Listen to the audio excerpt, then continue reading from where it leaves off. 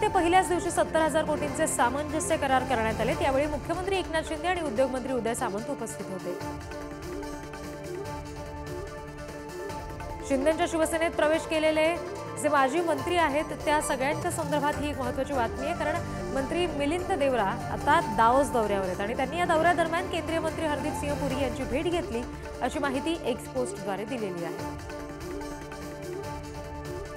कराड येथील कृषी महोत्सवाचं उद्घाटन आज उपमुख्यमंत्री देवेंद्र फडणवीस यांच्या हस्ते होईल आणि त्यानंतर फलटण इथं फडणवीसांची जाहीर सभा होणार आहे।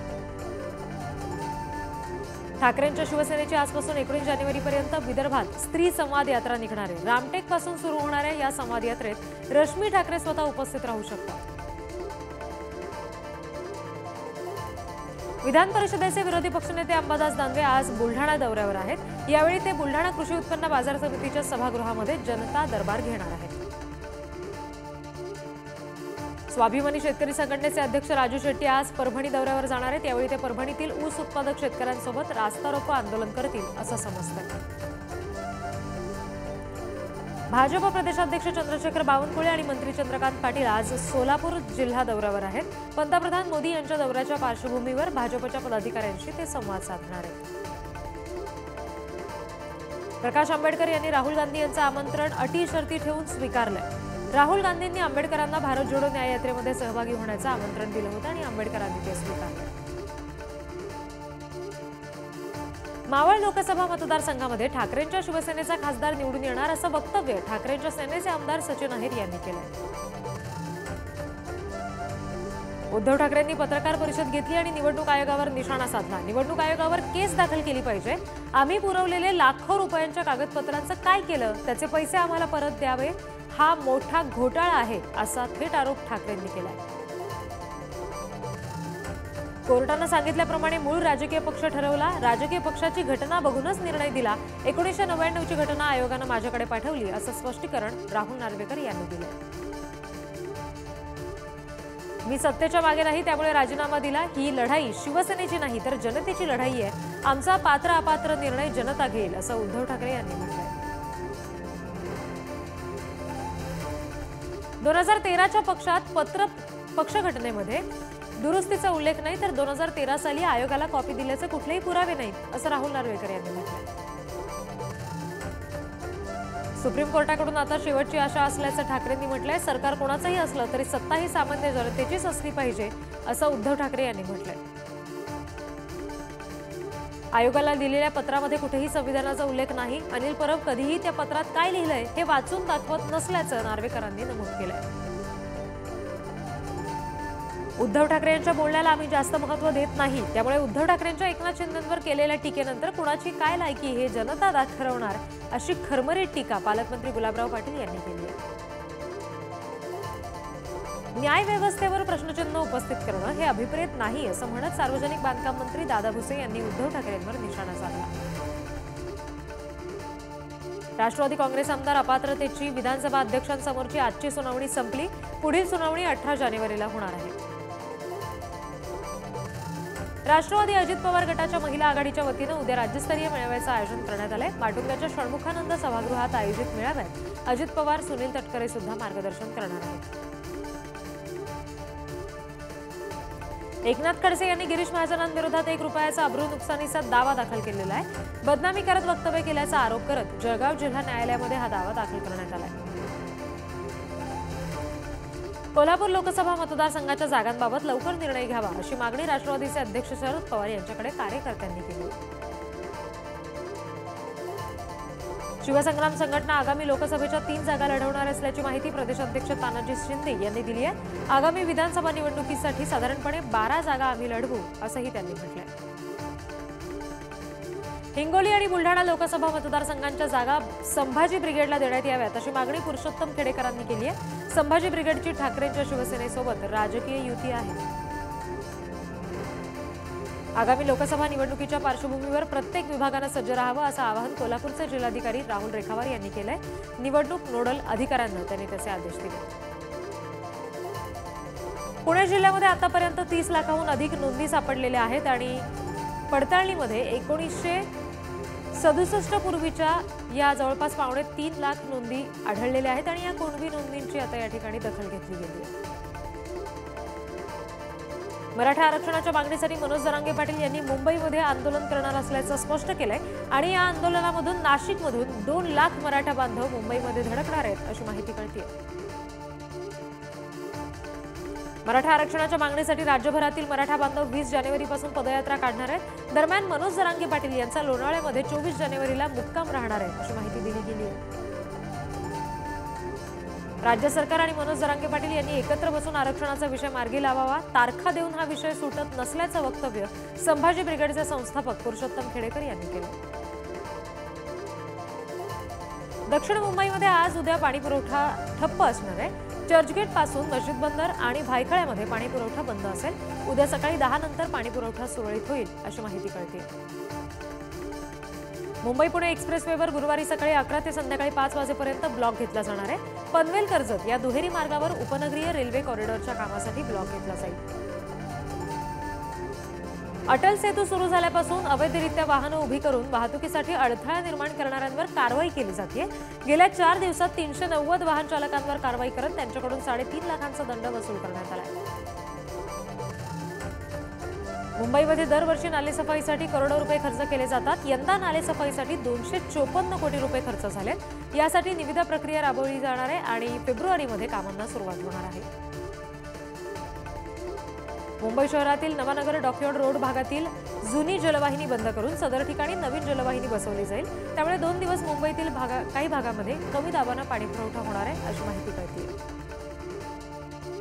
पुण्यामध्ये नागरिकांच्या पिण्याच्या पाण्यासह घरगुती वापराच्या पाण्याची उपलब्धता होत नाहीये. तोपर्यंत नवीन इमारतींच्या बांधकामाला मंजुरी मिळणार नाही असे आदेश विभागीय आयुक्त सौरभ राव यांनी दिले.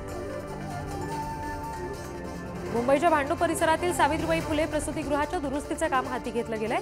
त्यामुळे हे प्रसूतीगृह बंद ठेवलं जाणार आहे. या कालावधीमध्ये नागरिकांची गैरसोय होऊ नये म्हणून सुषमा स्वराज प्रसूतीगृहामध्ये सेवा दिली जाणार आहे. विक्रोळीच्या रखडलेल्या महात्मा फुले हॉस्पिटलच्या पुनर्विकासाचा मार्ग मोकळा झालाय. त्यासाठी पालिकेनं निविदा काढल्या असून फेब्रुवारी अखेरपर्यंत कामाला सुरुवात होणार आहे. मुंबई आणि ठाण्याच्या धर्तीवर आता छत्रपती संभाजीनगर शहरात लवकरच स्वच्छता मोहीम राबवली जाईल. त्यासाठी महापालिका प्रशासन तयारी सुद्धा करते. सीईटी सेलतर्फे विविध अभ्यासक्रमांच्या प्रवेशासाठी प्रवेश परीक्षा घेण्यात येतात. त्यासाठी नोंदणीला सुरुवात झाली आहे. आतापर्यंत 25,000पेक्षा जास्त विद्यार्थ्यांनी नोंदणी केली आहे. राज्यामध्ये थंडीची लाट वाढलेली आहे. अनेक जिल्हे गारठले. छत्रपती संभाजीनगर, अहमदनगर, नाशिक, पुणे शहराचं तापमान थेट 10 अंशाच्या खाली गेले. त्यामुळे संपूर्ण राज्यभरात येत्या 21 जानेवारीपर्यंत थंडी आणखी वाढेल असा अंदाज हवामान खात्यानं वर्तवला. नंदुरबार जिल्ह्यात गेल्या 2 दिवसापासून थंडीचा कडाका वाढलाय. ग्रामीण भागात कुरघुडी भरली आहे. त्याच्यामुळे नागरिक काही ठिकाणी शेकोटीचा तर काही ठिकाणी उबदार कपड्यांचा आधार घेतात. छत्रपती संभाजीनगर शहराच्या वातावरणामध्ये अचानक बदल झालाय. गेल्या 2 दिवसापासून शहरात कडाक्याची थंडी पडली आहे.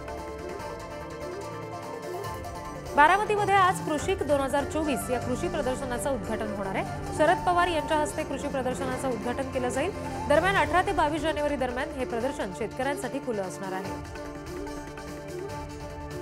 राज्यातील सरकार शेतकरी विरोधी आहे. आगामी काळात महाविकास आघाडीचा मुख्यमंत्री झाल्यास शेतकऱ्यांना सरसकट कर्जमाफी देऊ असं वक्तव्य खासदार सुप्रिया सुळे यांनी केलंय. कांदा, कापसासह साखरेवर केंद्र सरकारनं निर्यात बंदी आणल्यामुळे उत्पादक शेतकरी अडचणीत सापडलाय अशी टीका स्वाभिमानी शेतकरी संघटनेचे अध्यक्ष राजू शेट्टी यांनी केली आहे. नंदुरबार बाजार समितीमध्ये यावर्षी मिरचीची विक्रमी आवक होतीये. 3 दिवसाच्या सुट्टीनंतर बाजार समितीमध्ये आतापर्यंत जवळपास 2.25 लाख क्विंटल मिरचीची खरेदी झाली आहे. साताऱ्यामध्ये पाणी पुरवठा करणाऱ्या कास जलवाहिनी वाढीव कामाचा शुभारंभ 19 जानेवारीला होईल. योजनेचा शुभारंभ पंतप्रधान मोदींच्या हस्ते ऑनलाईन स्वरूपात होणार आहे अशी माहिती कळते. वाशिम जिल्ह्यातील भूजल पातळी वाढवण्यासाठी प्रयत्न केले जाणार आहेत. मात्र रिचार्ज पीटची कामं पूर्ण झाली नाहीयेत आणि त्याचा परिणाम भूजल पातळीवर झाल्याचं दिसतंय. अनेक भागातील भूजल पातळीमध्ये घट झाली आहे. शेतकऱ्यांच्या सरसकट कर्जमुक्तीसाठी जालन्यातील मंगळूर इथे बेमुदत साखळी उपोषण करण्यात आलं. आज या उपोषणाचा 20वा दिवस आहे. उमेद अभियानाच्या विविध मागण्यांसाठी प्रहार संघटनेच्या वतीनं वर्धा जिल्हाधिकारी कार्यालयावर धडक मोर्चा काढण्यात आला। यावेळी सरकारनं तातडीनं मागण्या मान्य करा, अन्यथा तीव्र आंदोलन करू, असा इशारा प्रहारनं दिला आहे। अमरावतीमध्ये तिवसा महसूल प्रशासनाच्या विरोधात प्रहारनं जिल्हाधिकारी कार्यालय परिसरात दशक्रिया आंदोलन केलं। अवकाळी पावसाच्या नुकसानीच्या अहवालामध्ये तिवसा तालुका वगळला गेला, त्याच्यामुळे प्रहारनं आक्रमक भूमिका घेतली। भंडाऱ्यामध्ये आशा सेविका आणि गटप्रवर्तकांनी जिल्हा परिषद कार्यालयासमोर आंदोलन केलं। अनेक आशा सेविका यात सहभागी झाल्या। मान्य केलेल्या मागण्यांचा शासन आदेश काढल्याशिवाय आंदोलन मागे घेणार नाही, असं त्यांनी म्हटलेलं आहे। गोंदियामध्ये प्राथमिक शिक्षकांनी आपल्या विविध मागण्यांसाठी जिल्हा परिषदेसमोर धरणे आंदोलन केलं। जोपर्यंत मागण्या मान्य होत नाहीत तोपर्यंत आंदोलन सुरूच राहील, असा इशाराही दिला। बुलढाण्यामध्ये राष्ट्रीय ओबीसी महासंघाच्या वतीनं रामदेव बाबांच्या फोटोला जोडे मारत आंदोलन करण्यात आलं। ओबीसी समाजाच्या बाबत आक्षेपार्ह वक्तव्य केल्यामुळे खामगावमध्ये ओबीसी महासंघ आक्रमक झाल्याचं पाहायला मिळालं। नंदुरबारच्या अक्कलकुवा तालुक्यातील सोरापाडा इथं युवा आदिवासी महासंमेलन आयोजित करण्यात आलं, ज्यामध्ये विधान परिषद आमदार आमशा पाडवी यांनी आदिवासी नृत्यावर ठेका धरला। चंद्रपुरातील सुनफ्लेक आयर्न अँड स्टील कंपनीच्या कोळसा खाणीमुळे प्रदूषणाचा धोका वाढतोय, असा आरोप केला जातोय। संजीवनी पर्यावरण सामाजिक संस्थेचे अध्यक्ष राजेश बेले यांनी हा आरोप केलाय। कंपनीच्या मालकांवर फौजदारी गुन्हा दाखल करून पर्यावरण परवानगी रद्द करावी, अशी मागणीही त्यांनी केली आहे। नंदुरबारच्या नवापूर तालुक्यातील खांडबारा ग्रामीण रुग्णालयामध्ये रुग्णवाहिका नाही, असा प्रकार उघडकीस आलाय। रुग्णवाहिकेअभावी रुग्णांचे प्रचंड हाल होत आहेत, असा आरोप इथले स्थानिक करतात। नंदुरबारच्या अक्कलकुवा आणि तळोजा तालुक्यामध्ये एसटी बसेसची संख्या कमी आहे, त्याच्यामुळे प्रवाशांना हाल सहन करावे लागतात। एसटी बसेसची संख्या वाढवली जावी अशी मागणी हे प्रवासी करतात। अकोल्यामध्ये विविध मागण्यांसाठी आशा सेविकांनी थाळीनाद आंदोलन केलं। जिल्हाधिकारी कार्यालयासमोर आंदोलन करत आंदोलक महिलांनी आक्रमक पवित्रा घेतला आणि सरकारविरोधात घोषणा दिल्या। अकोल्यामध्ये सम्राट अशोक सेनेच्या वतीनं ईव्हीएम विरोधात आंदोलन करण्यात आलं। अकोला शहरातील अशोक वाटिका ते जिल्हाधिकारी कार्यालयापर्यंत ईव्हीएम विरोधात मोर्चा काढण्यात आला। रत्नागिरीमध्ये भारत मुक्ती मोर्चातर्फे ईव्हीएम विरोधात आंदोलन केलं गेलं। यावेळी ईव्हीएम काढा, बॅलेट पेपर आणा आणि लोकशाही वाचवा, अशी मोहीम राबवली गेली। जिल्हाधिकारी कार्यालयासमोर लोकांनी घोषणाबाजी केली। चिपळूणमध्ये ड्रग्ज विरोधात विद्यार्थी आणि नागरिकांनी जनजागृती महारॅली काढली। या रॅलीला प्रशासकीय अधिकाऱ्यांसह सगळ्यांनीच उत्स्फूर्त प्रतिसाद दिला। कोल्हापूरच्या शिवाजी विद्यापीठात आज मोडी लिपी प्रचार आणि प्रसार या विषयावर कार्यशाळेचं आयोजन केलंय। मोडी लिपी अभ्यासक मार्गदर्शन या कार्यशाळेमध्ये करणार आहेत। सावित्रीबाई फुले पुणे विद्यापीठात महाराष्ट्राचा बौद्ध वारसा या विषयावर 3 दिवसीय आंतरराष्ट्रीय परिषदेचं आयोजन केलंय। परिषदेचं उद्घाटन केंद्र सरकारच्या सांस्कृतिक मंत्रालयातील डॉ. नीरज कुमार यांच्या हस्ते होणार आहे। मेस्टा या राज्यव्यापी संघटनेचं राज्यस्तरीय अधिवेशन 18 आणि 19 जानेवारीला होणार आहे। मुंबईमध्ये होणाऱ्या अधिवेशनाचं उद्घाटन मंत्री दीपक केसरकर यांच्या हस्ते होईल। छत्रपती संभाजीनगर शहरातील स्वामी विवेकानंद उद्यानामध्ये मिनी बुलेट ट्रेन धावणार आहे। 26 जानेवारीपासून ही मिनी बुलेट ट्रेन धावणार असून रेल्वे रूळ टाकण्याचं काम सध्या प्रगतीपथावर आहे। नाशिक जिल्ह्यामध्ये इगतपुरीत 316 हेक्टरवर नवीन औद्योगिक वसाहत निर्माणासाठी गती आली। तालुक्यातील आडवाण आणि पाटदेवी इथल्या जमीन संपादनाला सुद्धा सुरुवात झाली आहे। पुण्याच्या मुळशी तालुक्यातल्या भुगावमध्ये राम मंदिर अक्षता कलश यात्रा काढली गेली। सोहळ्यात गावातल्या अनेक महिलांनी आणि इतर नागरिकांनी मोठ्या संख्येनं सहभाग घेतला।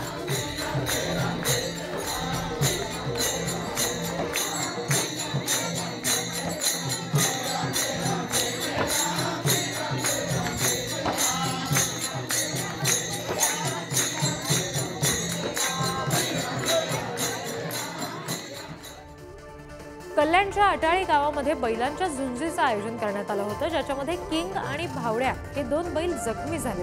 त्यांच्या मालकांवर या प्रकरणामध्ये गुन्हा दाखल करण्यात आलाय। मुंबई विमानतळावर डीआरआयनं मोठी कारवाई केली आहे। 2,58,00,000 रुपयांचं 4 किलोचं तस्करीचं सोनं जप्त केलंय। या प्रकरणात 4घांना अटक करत चौकशी सुरू करण्यात आली आहे। पुण्यामधल्या शरद मोहोळ खून प्रकरणातील 2 आरोपींना 5 दिवसाची पोलीस कोठडी सुनावली गेली। खुनाच्या 1 महिन्यापूर्वी आरोपी शेलार आणि मारणे यांची बैठक झाली होती, अशी माहिती उघड झाली आहे। जालना जिल्ह्यात पोलीस विभागात बदल्यांचं सत्र सुरू झाले, ज्याच्यामध्ये 2 पोलीस निरीक्षकांसह 10 सहाय्यक पोलीस निरीक्षक आणि 8 पोलीस उपनिरीक्षकांच्या बदल्या करण्यात आल्या. नाशिकच्या मालेगावमधल्या आयशानगर भागातील बेपत्ता असलेल्या 7 वर्षीय चिमुकल्याचा मृतदेह सापडला. हत्येचा प्रकार असल्यामुळे पोलिसांनी एका संशयिताला या प्रकरणात अटक केली आहे. आगामी लोकसभा निवडणुकीसाठी भाजपकडून देशातील भाजपच्या क्लस्टर प्रमुखांच्या बैठका घ्यायला सुरुवात झाली आहे. नवी दिल्लीमध्ये घेतलेल्या बैठकीत पुढची 30 वर्ष केंद्रात भाजपची सत्ता राहील या दृष्टीने प्रयत्न करण्याच्या सूचना अमित शहा यांनी केल्या. भारतीय क्रिकेट संघाचा माजी कर्णधार महेंद्रसिंग धोनी विरोधात 2 जुन्या व्यावसायिक भागीदारांनी मानहानीचा खटला दाखल केलाय. खटल्याची दिल्ली उच्च न्यायालयामध्ये 18 जानेवारीला सुनावणी होणार आहे. देशातील 6 मेट्रो विमानतळावर वॉर रूम उभारण्यासाठी नागरी विमान वाहतूक मंत्री ज्योतिरादित्य शिंदे यांनी कृती आराखडा मागवलाय. विमान प्रवाशांचे हाल होऊ नयेत म्हणून वॉर रूमची निर्मिती केली जाणार आहे. दहशतवादी गुरपतवंत सिंग पन्नू यानं पंतप्रधान मोदी यांना धमकी दिली आहे. पन्नू याच्या हल्ल्याच्या धमकीचा व्हिडिओ व्हायरल करण्यात आलाय. प्रजासत्ताक दिनाच्या पार्श्वभूमीवर त्यानं ही धमकी दिल्याचं कळतं. आम आदमी पक्षाचे खासदार संजय सिंह यांना उच्च न्यायालयानं दिलासा दिलाय. गुजरात विद्यापीठाशी संबंधित टिप्पणी केल्याबद्दल अवमान याचिका प्रकरणामध्ये त्यांना हा दिलासा मिळाला. इराणनं पाकिस्तानमधील सुन्नी दहशतवादी संघटनेच्या तळांवर हवाई हल्ला केला. इराणनं केलेल्या या हवाई हल्ल्यात 2 मुलांचा मृत्यू झालाय. या हल्ल्याचं इराणला प्रचंड गंभीर परिणाम भोगावे लागणार आहेत असा इशारा पाकिस्ताननं दिलाय. अमेरिकन राष्ट्राध्यक्ष पदासाठीच्या निवडणुकीची रणधुमाळी सध्या सुरू आहे. या निवडणुकीमध्ये भारतीय वंशाचे विवेक रामास्वामी यांनी माघार घेतली. या संदर्भातली माहिती त्यांनी दिली. भारतीय संघाची स्टार महिला खेळाडू दीप्ती शर्मा हिला डिसेंबर 2023 या महिन्यासाठी सर्वोत्कृष्ट खेळाडू म्हणून घोषित करण्यात आले. दीप्ती शर्मानं जेमिमा रॉड्रिग्स आणि प्रेशियस मार्न्स यांना मागे टाकत हा पुरस्कार जिंकला.